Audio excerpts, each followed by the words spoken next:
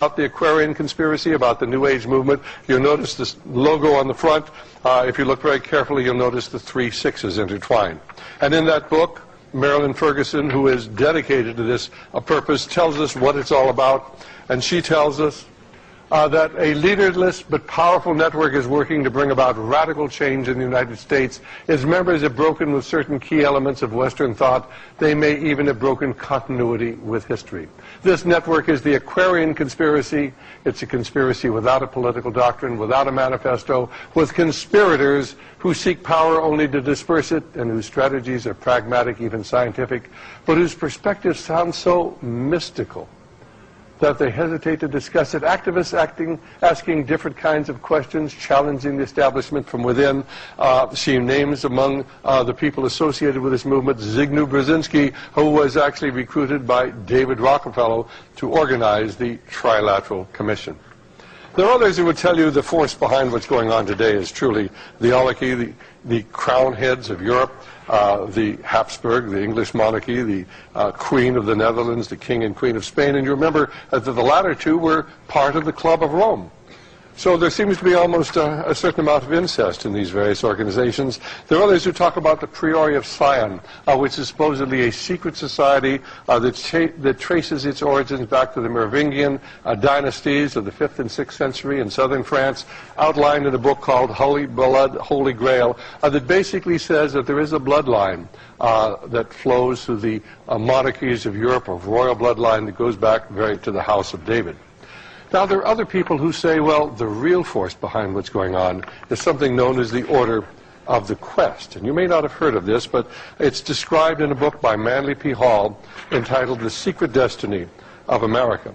Now, most of you may have wondered where the emblem on the back of the dollar bill came from, the pyramid capped by the all-seeing eye. Basically, it came from the back of the Great Seal of the United States. It was placed on the back of the Great Seal of the United States in 1782. And then kept there secretly, subsequently, until it was put on the back of the dollar bill in 1935 by a Masonic president at the behest of a Mason who was Henry Wallace, the Secretary of Agriculture at that time.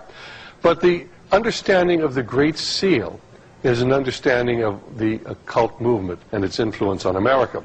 Let me tell you what Manly P. Hall tells us about the Great Seal on the back, or the emblem on the back of the Great Seal of the United States. On the reverse of our nation's Great Seal is an unfinished pyramid to represent human society itself, imperfect and incomplete.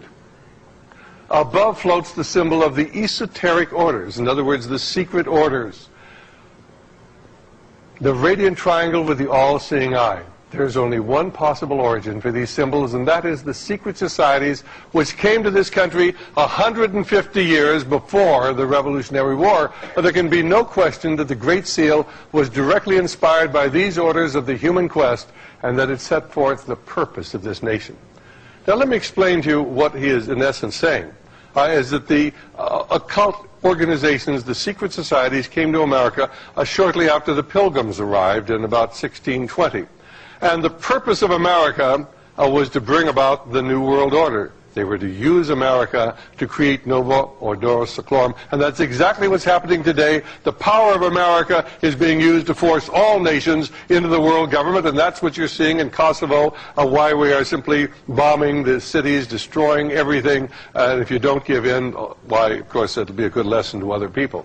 And here's Manly P. Hall, the leading occult philosopher of modern times, essentially telling you that.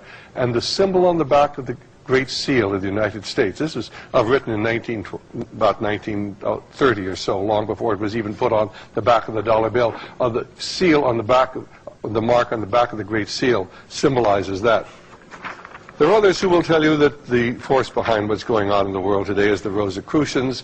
The Rosicrucians go back to the Knights of the Rosy Cross. They have to do with the Crusades. They came to the forefront in about 1400s.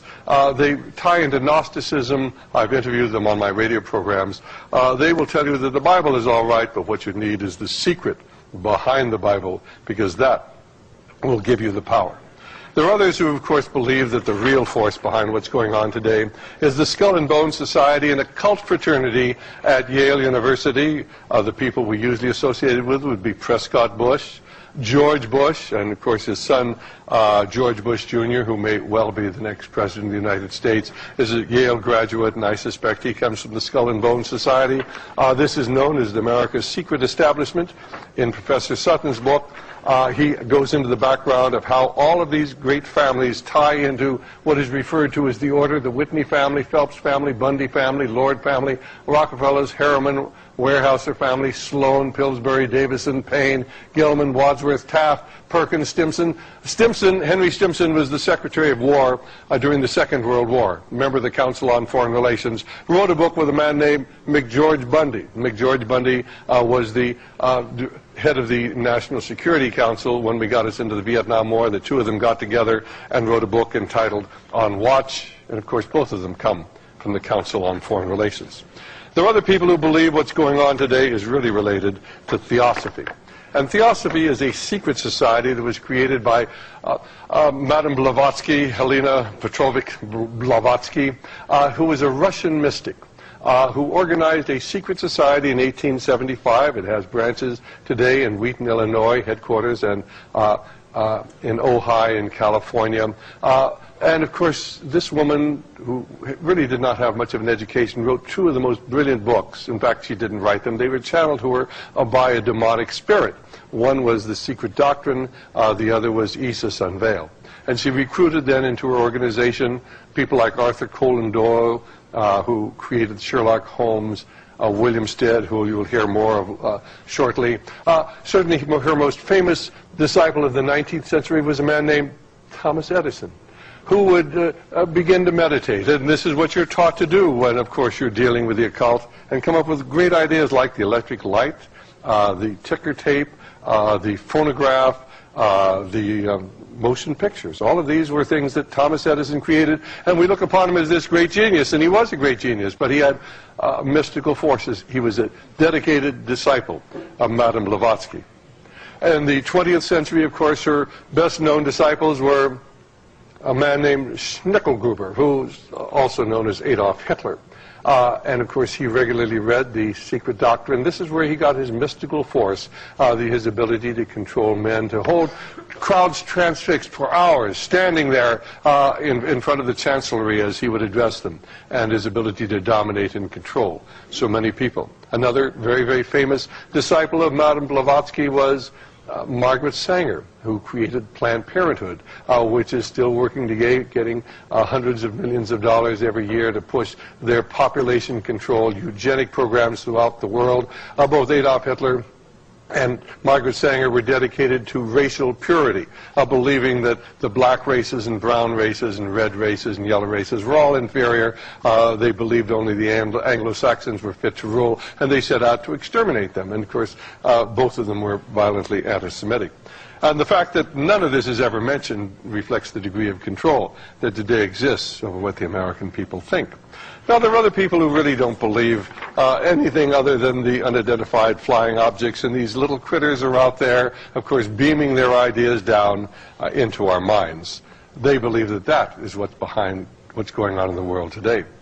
So let me take you briefly back to Monsieur Perrault and the murder on the Orient Express.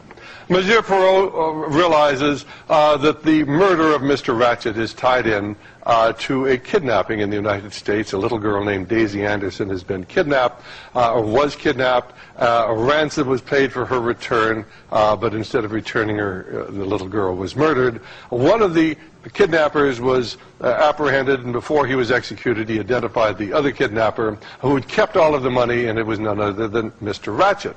And then as Monsieur Perrault begins to survey the evidence and the people on the train, all of them are either English or American. And every single one of them, in one way or another, was tied in to the Anderson family.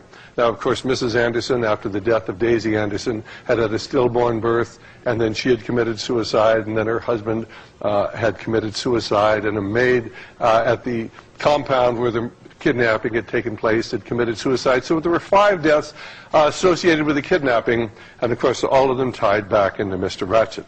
And Monsieur Perrault, as he surveys what's going on, makes the observation, there are just too many clues. There are too many clues.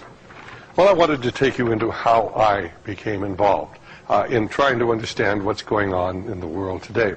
One of the first books I ever read was written by Dan Smoot, entitled The Invisible Government. Dan Smoot had worked for the FBI, was busy trying to expose communism in America.